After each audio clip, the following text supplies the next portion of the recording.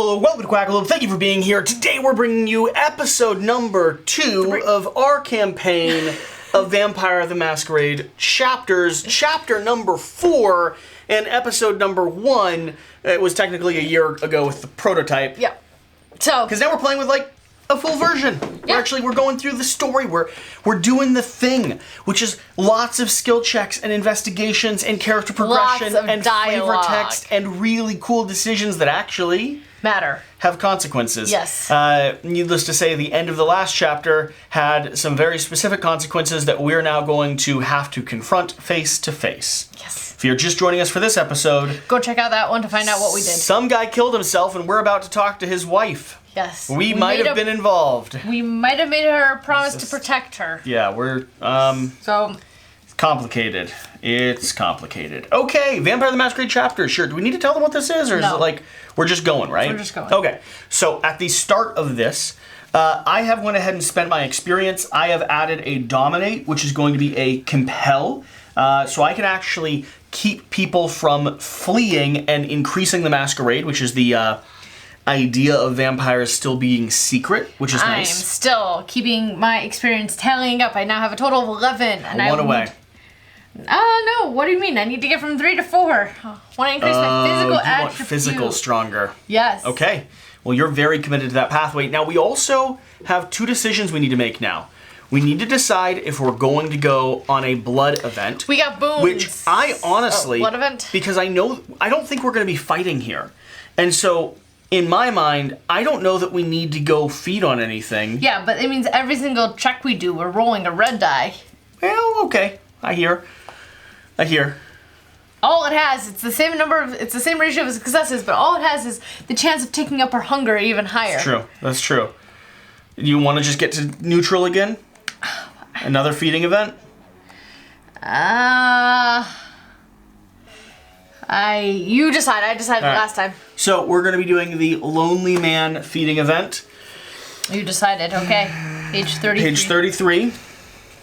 That sounds like a very edible prospect. Okay. The bus shelters dotting the Montreal landscape are rife with prey of all sorts. The fact that most of their sides are covered in posters and ads makes it even easier for kindred to feast in peace, hidden from view. Tonight you spot a lone man waiting at the stop. His ears are covered by an oversized headphone, most likely those new sound-suppressing ones. The kind sometimes wanders a few feet away, pacing back and forth between the shelter of the wooden bench nearby. By his demeanor, you figure he's eager to be out of here. A bus comes by but drives away without slowing down, a common occurrence in the city. The man swears out loud and makes a few rude gestures at the departing bus. Do we do a physical or a social check? Think physical. Physical. You're going to be rolling 3. I'm going to be rolling 2. And social, we would just be rolling. Okay. Oh, good roll on my part. Why are you so good at rolling? Success of 3. Sneak up behind him and drag him back into the bus shelter. You figure the easiest approach is to silently creep up on him. His headphones should muffle the sound of your footsteps. Even if you were to trip, the only problem is that you'll be in plain view of the apartments across the street and of any pedestrians if you drag him back to the shelter. So, checking the physical for a 2-player. We needed a success of 1. We're good. Success. The man is completely oblivious to your machinations. You attack him when he least expects it and drink deeply from his veins. He attempts to resist at first, but despite his anger, he's no match for your vampire might. Start the next chapter with your hunger at 0. Now, the interesting thing is these are limited. As we go through them, we can never do the same one again. But there's so many of them. Yes. How many chapters do you think there are? There is absolutely the chance of running out of these. I don't think There's a whole game mechanic and system built around it. Now, wait, where are you going? Because the next thing we need to do is we now have boons, which means we now... 3 of them. Thin Blood 14, Generation, Post, Pest, Worthless. Alex Simard has heard them all. A pariah within the Camarilla, Alex's unlife was met with challenges night after night. No one would pay attention to his plights, nor should they. He is, after all, less than a vampire in the eyes of the ultra-traditionalist Camarilla. This hasn't stopped him, however, and Alex soon found a way to make himself necessary to the Montreal kindred. Alex used to run a pawn shop, a small business he built from the ground up. This meant that he knew people who could get him things, knew where to find them, and knew who to sell them to. He thus began to rebuild his business, but this time focused solely on the vampire's needs. It took years for this to amount to anything. These days, Alex is no longer known as a vermin of the thin blood, but instead, at the man that can get you anything. And keep reading. What follows are the items Alex Simard currently has in his inventory. As the campaign progresses, Alex will be able to get his hands on more items, better gear, more potent blood, stronger weapons, you name it. Alex's inventory is split into 3 sections. The first one is available from the first chapter onwards. The second section is unlocked after the characters complete the first interlude. The last one unlocks when the coterie has completed the second interlude. Items in previously unlocked sections remain available once you have them unlocked. Okay, so read through what we have. We have 3 boon right now that we could spend. Now, boons, like you saw, Shira, can be helpful when dealing with other people, right? Yes. You can give them boons, so you don't necessarily want to spend them all. Yes. Then again, I know you. Molotov cocktail, dog whistle, which I already have a doggy whistle. Brass knuckles, a handgun, a Bowie knife, a baseball bat, a hockey stick, a taser gun, flashlight, blood vial, alchemy potion, protein, shotgun, and a butterfly knife. What are you thinking? I know you want a weapon. Yeah, I was thinking of the handgun, which is 1 boon. And it's only 1 boon for a handgun? Yeah. Holy cow. What number is that? Number 4. It's probably not as good as the taser gun is 2 boons and the shotgun is 3 boons. I mean, the handgun's probably loud, I guess. Handgun, One what's it say? combined with a weapon combat card. Yeah? Plus 1 line of sight. Oh, so it has to be combined. But So you play it with it allows you to play your weapon. It allows me to play card. my weapon cards, which is what I wanted. And it's plus 1 line of sight, which my line of your line of sight is automatically 3, so it's 4 now. And it's a ranged weapon, which is what I wanted to be able to shoot from far. So I'm kind of thinking the blood vial, which is number 10. Let's see what it does. Blood? I'm a blood mage. Blood vial, decrease your hunger by 1, discarded after use. Okay, so it's just going to it's going to give you hunger. I kind of want to be able to use a weapon as well, though. Hockey stick is 1 boon. Molotov cocktail is 1 boon. A dog whistle, which I already have, is 1 boon. I'm interested in saving 1 boon. Yeah. But if you really want something, I'll give you. I'm gonna use 1 boon to buy a blood vial. Yeah. And then I'm gonna pause there. Okay, so I have a blood vial, and we have 1 boon left. Yes. And that we will save just in case we need any. We need to give it to her so that we can keep our promise, which is that we will not murder her. Yeah, you think we have to give her a boon? I think we promised we won't murder her. We did. We have a vampire's oath. All right, the She's apartments. a freaked out widow. All right. The apartment, chapter 4. You look up at what is a very shady-looking building. The decrepit graffiti-stained wall, the broken windows, the screams, the junkies shoving needles in their arms under the awning by the entrance. This place is the creme de la creme. All right. You look at the set of keys Etienne gave you. Tied to it is a small note with his address scribbled on it. Looks like this is the place. Where's our keys? Oh, I put them in here. It has a bookmark. There's the address. Okay. You make your way inside the small entrance and look at the names of the tenants on the panel next to the door. There is an old half-torn sticker with the name St. Denis on it. You unlock the door and make your way inside. The elevator's out of service, of course. You briefly scan the room for a way up and see a pair of spiraling staircases. You climb up in search of the 3rd floor. The junkie's loud exclamation dims as you make it to the 1st floor, only to vanish once you read the 2nd. The junkie's loud exclamation dims as you make it to the 1st floor, only to entirely vanish once you reach the 2nd.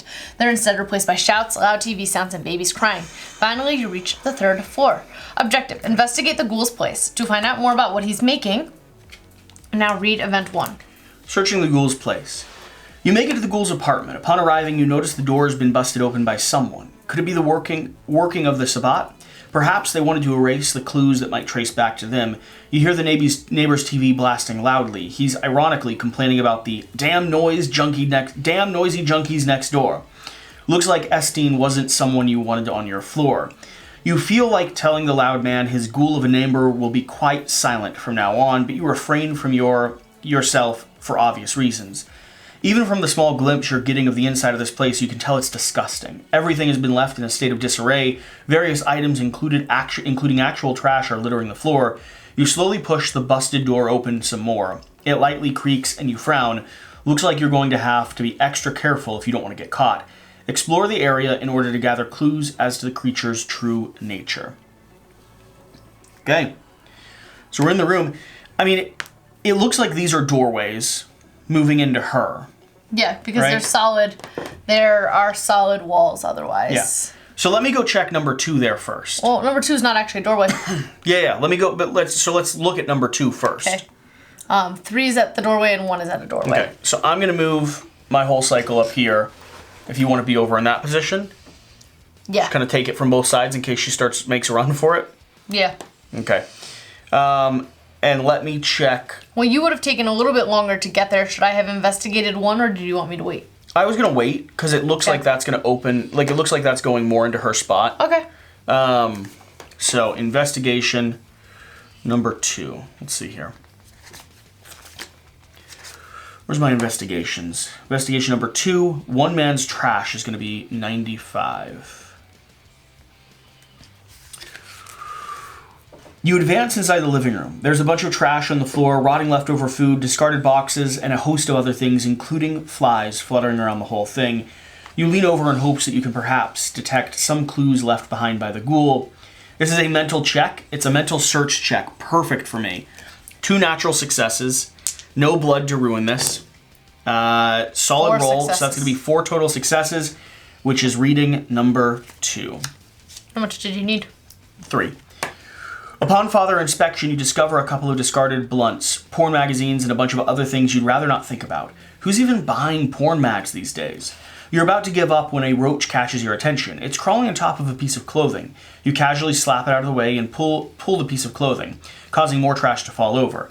Underneath this extra pile of junk, you find a couple of straws. When you bring them closer to your eyes, you note residue of a thin white powder. Looks like the ghoul was doing drugs. You then lean over and pick up a piece of clothing from earlier. It's a glove. You find the second one. It's been thrown away not too far. The thick material they're made from seems to indicate that these are working gloves. Not too far from the second glove, you also spot a breathing mask. The ghoul is definitely making ammunition here. You decide to keep investigating the apartments. Take the meticulous, numbered 33 effect card. You can hand me the pile of cards. I can manage them.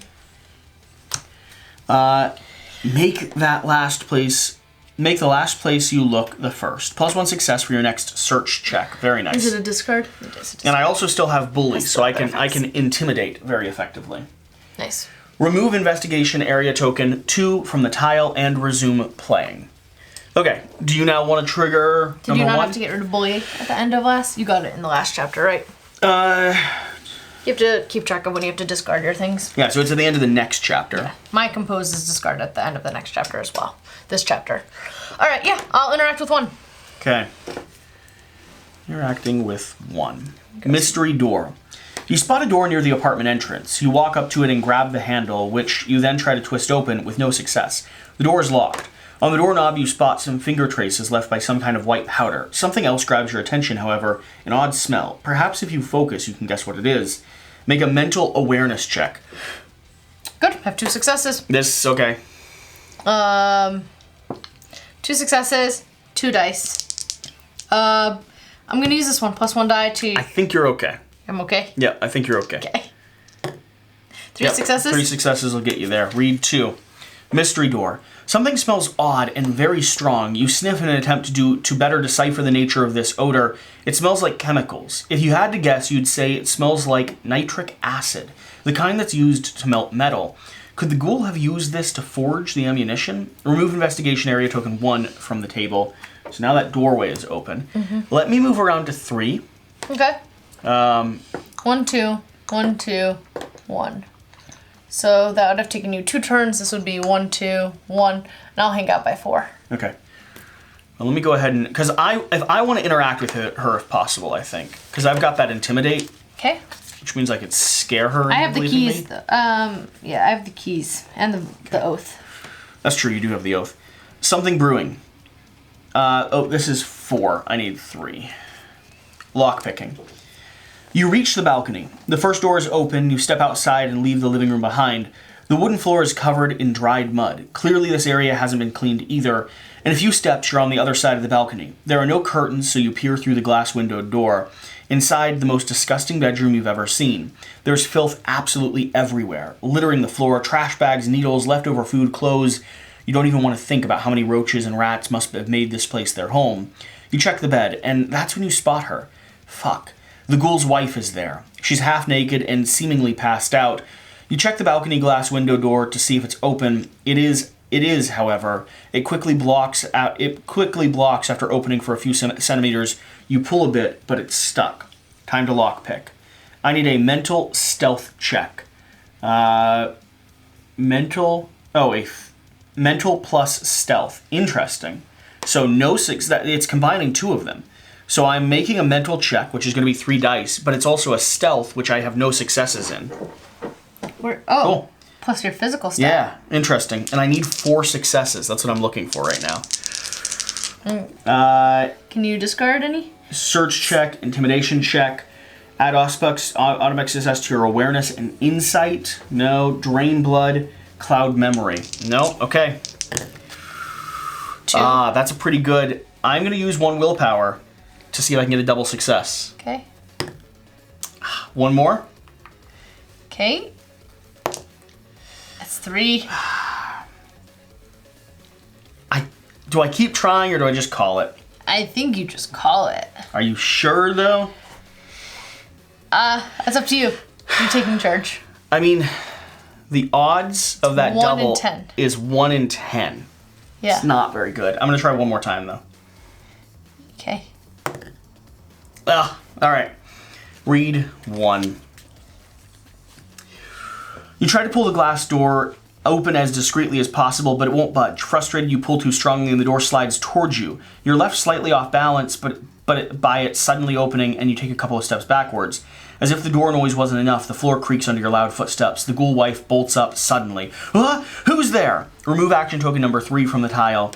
She turns in your direction and screams. Read event 2. Good for you.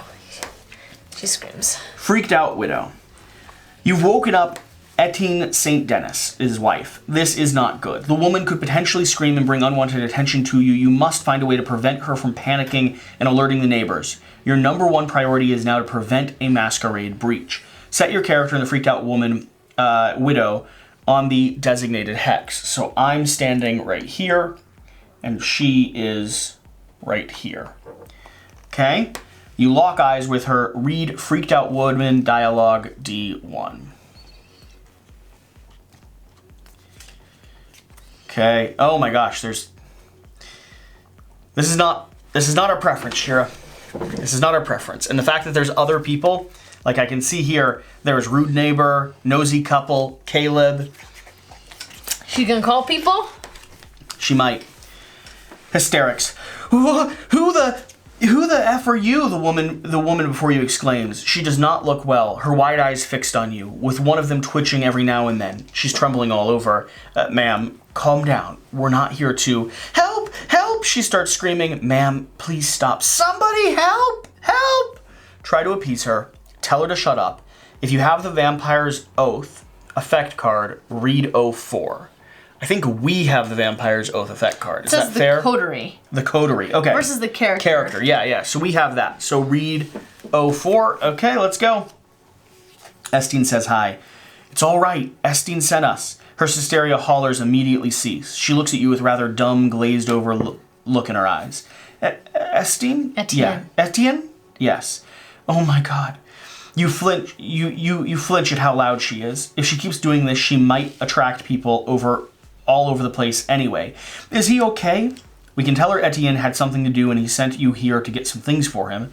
Or we can tell her Etienne is on the run and he sent you here to protect her. I want to say he's on the run. Okay. And we're here to protect her.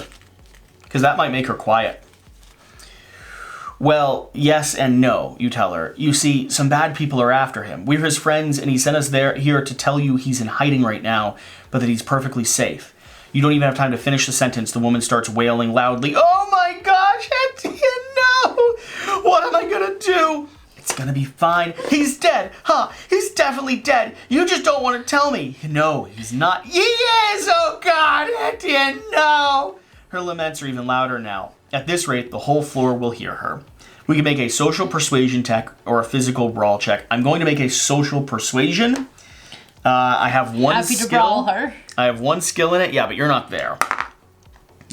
So social persuasion, difficulty 3. I need 2 successes on this. Oh, we're going to be using more willpower. You will not be good if you have to use any more willpower after this. I know. What happens with the willpower usage now? It's like a stupor you become in. I don't think I can use anymore, right? Like, No. It's a very specific thing. I usually do not use this much willpower. Yeah, you wasted it. I did waste some of the willpower. It's right You there. are fatigued. Yeah. You become fatigued. When fatigued, you cannot spend willpower anymore. So if your willpower is filled and then you spend or lose another, you become fatigued. You remove 2 dice from your skill checks. If this reduces your dice pool to 0, you can only use your automatic successes and bonus dice from cards. Fatigue goes away at the end of the chapter. Yeah, so I can't do that. I can't do that. We're taking what we have. Oh, this is bad. Just 1 success. Failure. Read 16. She's gonna scream. Calm down. It's okay. Etienne, no! Her wails get louder and louder. She's tugging at her own hair like a madwoman. You have no choice but to put an end to this problem. Discard the Vampire Oath effect card. I can either feed on her or I can knock her out. I'm gonna feed on her, I guess. Is that the best option? It's the easiest option. Okay. It's the easiest option for sure. Physical, I need a success of 2. Is it any other? Is it athletics or brawl or anything? It's brawl. Just. You're really bad at this. 3d12. You were saying I did so bad last chapter. You jump on the ghoul's wife, but she kicks you off with surprising agility. One of you grabs her, but she bites your hand, prompting you to instinctively let go. You strive to get a hold of her once more, but she dodges your maneuver and she hightails out of reach. Without a second hesitation, she runs out the door. The freaked out woman starts fleeing. Catch her or risk a masquerade breach. You have Resume your play. your thing that allows Yes, so she's now running. So she's going to move 2 spaces per turn.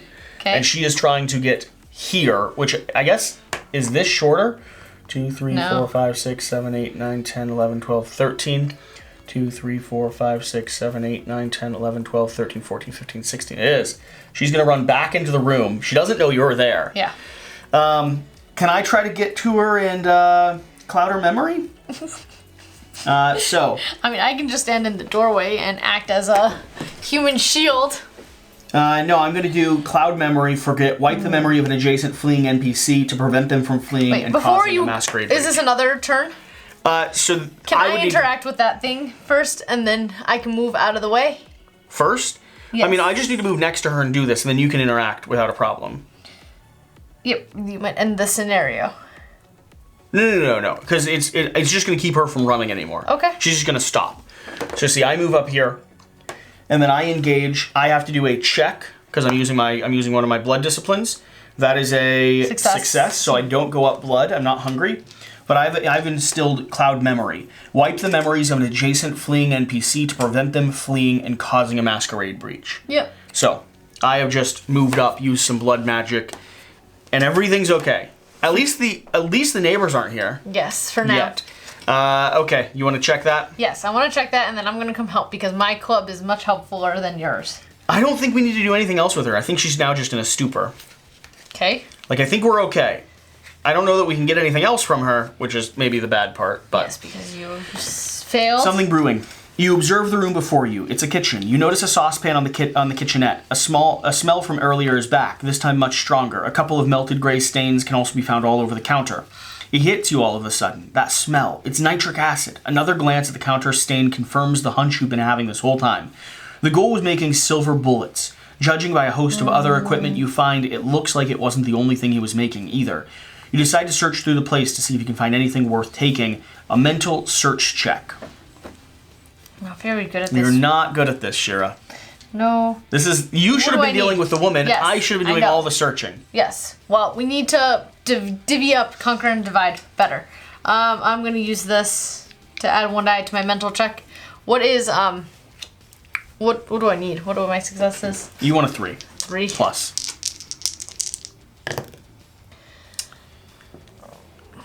Willpower? Willpower. Using some willpower. Amazing. 4. Okay. Read 2. Something brewing. You step on something and look down. There's a couple of silver bullets on the floor. Take the silver bullets. You get item card 48 and item card 49. Nope, not those. Not those. Not those. I know, I'm putting away my effect card. Oh, gotcha. I thought you were hunting for the silver bullets. No. You get item cards 48 and 49. 48, 49.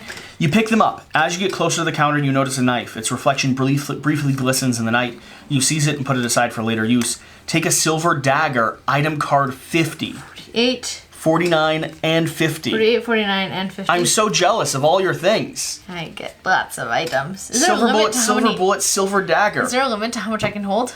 No, you should be able to carry all these. Because I have a handgun as well. There's a limit to like how many cards you cards you actually have in your hand. I don't know if your item cards count towards that. Okay. We can double check that, but you decide to head back when suddenly you hear a voice. Hey, is somebody there? Someone's knocking on the door. Oh no. Hilarious. Read event 4. I thought we might have... Escaped it? Oh no. Well, if she wasn't going to do anything more, the scenario still had to have an ending. Did this come off the board yet? Yeah. Yeah? You check to see. You check to see if the locked door from earlier can be opened from the inside.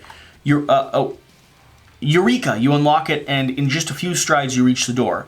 Hi, is everything all right there? We just got home. We saw that somebody had busted your door open. It's a woman holding a man by the arm, a couple, evidently, and a nosy one at that.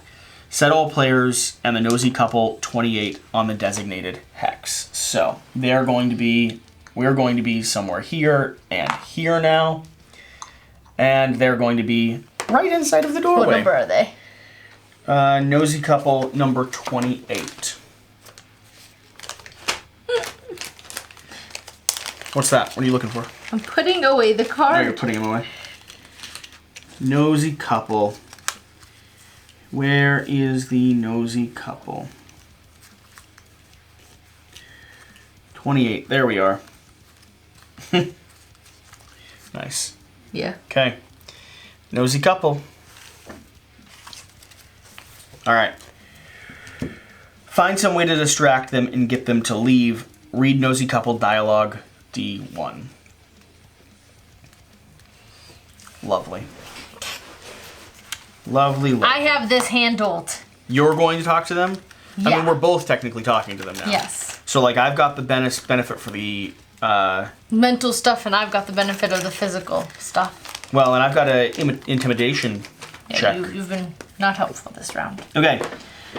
Hi, you greet them. They're clutching onto each other, clearly tipsy. Hey, sorry to bother you, but we saw your door is, like, busted and all, the woman says.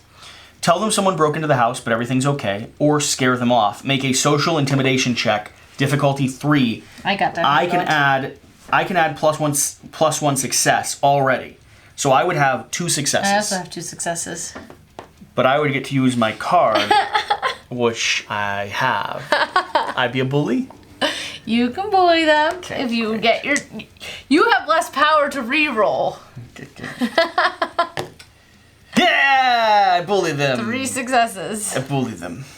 Scare them off. You're so awful at this. Success D3.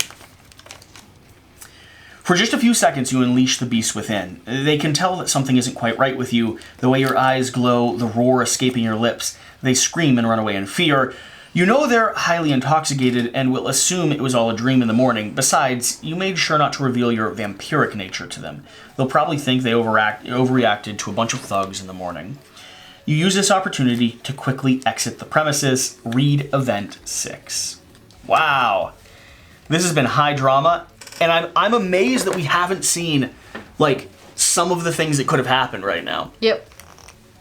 You finally exit the ghoul's apartment. You make sure to blend into the crowd as soon as you're far enough. Once you're certain you haven't been followed, you make your way inside a small deserted alley and take out your cell phone. Time to report to the sheriff. Read Caleb, dialogue D1. Okay. We've got to talk to him. That's the sheriff. I like him. He's so friendly. Do you want to talk to him? I talk to him. Or you want me to keep reading? You read. You take out your cell phone and dial Caleb's phone number. As soon as you're safe distance from Estienne's St. Denis. Etienne's St. Denis apartments. Etienne. You made sure to lose yourself in the downtown crowd and that you weren't being followed beforehand. Thankfully, it looks like the coast is clear. Hello, Caleb answers. His voice is deep and commanding, yet oddly calming in a way. We're reporting to you to tell you about something we just found. You can feel him tensing up on the other end. Read D2. Yeah, Caleb draws, expectantly awaiting the answer. We just got out of the ghoul Etienne's St. Denis's apartment. So you went there on your own without telling me about it beforehand? His voice is cold. You try to appease him by telling him about your discovery. About that. He's making weapons there, silver bullets. He said he overheard the Sabbat mentioning how it's gonna fight some creatures in the sewers. We think it's a werewolf. You hear Caleb cussing under his breath from the other line. You think to yourself how odd it is to hear him, of all people, losing his cool like this. This just highlights the importance of what you've just discovered all the more. That would explain the weapons he was smuggling in the factory, too. How did you even get to the keys to his place, and why didn't you tell me about this beforehand? Sabbat could have been waiting for you. We know, sorry, we didn't mention it earlier. We just wanted to make sure. When you act on a hunch like that, don't just go in unprepared. I demand that you warn me about it beforehand from now on. Do we say we will, or, well, we at least found something useful, right? So do we make a promise to let him know what's going on, or do we just kind of brush it off? You're making decisions here. You said you wanted to talk to him. I was just reading. No, you're making decisions here. You said you wanted to talk to him. I was just reading. No, you've bungled this chapter up. Nope. I bungled the last one up. I caused the suicide. You get to cause all this. Make a promise or not? No, you try. Decide. You said no, which means we're not making the promise? I would make a promise. All right, I said we will. Caleb sighs, most likely because he knows how unlikely that is. And you said this werewolf is in the sewers somewhere? Yes. Caleb goes quiet on the other end for a few seconds, then speaks up. Well, one thing is certain. This task requires a specialist. You can't just walk in and take care of this yourself. Meet me at my office in an hour and we'll talk about it. It'll be the last favor I ask of you. And don't forget to destroy this phone as soon as we're done. All right, see you. He hangs up before you can finish your statement. End of chapter 4. You can read the conclusion on the back of the narrative page. Yay! There was so much we missed in there, too. We didn't even see one of the full characters. Oh my gosh. Conclusion. You walk downtown and narrowly avoid bumping into a couple of loud students passing by. They giggle amongst themselves. Their grating laughter reminds you that you should feed at some point tonight. Earlier, Caleb received you in his office. You explained to him what happened at Etienne St. Denis's apartment, as well as the information you've discovered. No doubt about it, the Sabbat is after a werewolf. But why? Fighting a werewolf is pretty suicidal for the most part, even by kindred standards. The less you mess with them, the better. What could this one possibly have that motivates the Sabbat priests to fight it? You wait for the light to turn green before crossing the street. This makes you chuckle. You're creatures of the night, yet you make sure not to jaywalk. It's a bit absurd, frankly. Your face becomes grave again as you think about your upcoming mission tomorrow. Caleb wants you to go fetch a certain Mr. Damp at the airport. Apparently, he's an expert at killing things. You can't help but be skeptical at the thought that one vampire alone, even a very skilled one, can take a werewolf down. Something snaps you out of your thoughts. It's a hobo. He's drunk and making his way towards a tiny deserted alleyway. The beast in you has spoken. Time to feed. Gain 5 XP each, gain 3 boons. Can I have 3 more boons? Nice. Boons are very nice to have, because I feel like we're going to need some Molotov cocktails to take care of a werewolf sometime Plus soon. 5 equals, I'm up to 16. I made my goal. Ooh, are you going to be trading it in for another stat upgrade? On my physical, I might. Wow. You may now play chapter 5. Every rose has its thorns. Cool. And so now we have 4 of these. Okay. Hey, that's chapter 4. We're honestly going to continue playing this. Like we've said from the very beginning, I'm happy to edit, post, and share these videos with you. I'm also happy to just continue playing and like have a dozen that we just scrap because, you know. So if y'all are enjoying them, make sure you leave a comment down below, hit that thumbs up button, engage in this video. Campaign games don't do well on YouTube. That's just the pure nature of them. So if you want to see more of this, you have to let us know. And with that, thank you so much for being here, whatever the case, whatever you do, remember to do the important thing, get out, play some games. We'll see you next time. we are going to go ahead and set up the next chapter and keep diving in. Thanks. Bye. Bye.